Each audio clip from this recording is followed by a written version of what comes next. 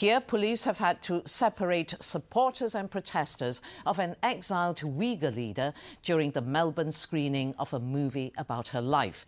Rebiya Kadeer attended the event and was heckled by Chinese students.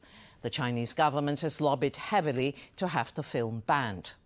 You are terrorists! You are terrorists! The first signs of tension between Uyghurs and Chinese since Rebiya Kadeer arrived in Melbourne. China is a terrorist! China is a terrorist! One 20-year-old student made sure his voice was heard at the premiere of 10 Conditions of Love.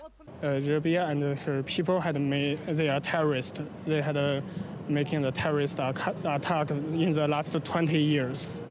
Uigher activist Rebiya Kadeer welcomed Chinese demonstrations. I'm glad they came up, actually, to say whatever they want to say. Some couldn't get tickets to the sold-out screening, even with a reserve lineup. But one man hung around to speak out against what he says is Chinese manipulation. The freedom of speech that we have in Australia and the way it's being, the attempt to manipulate it by the Chinese government is completely wrong. A barrage of attempts from China to stop the film started 5 days after the violent clashes in the Xinjiang province.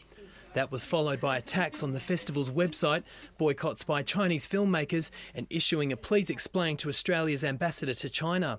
Launching a last-ditch effort to get the Lord Mayor of Melbourne to scrap tonight's screening failed.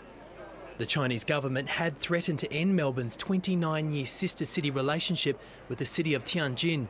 He put a very strong view to me about the fact that the government of China believes it's inappropriate to screen this movie. I put back an equally strong position that said I would not be stepping in to prohibit the screening.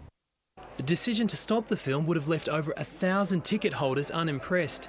Over 1,300 people have turned out for the film here tonight, a film told from Rebiya Kadeer's perspective.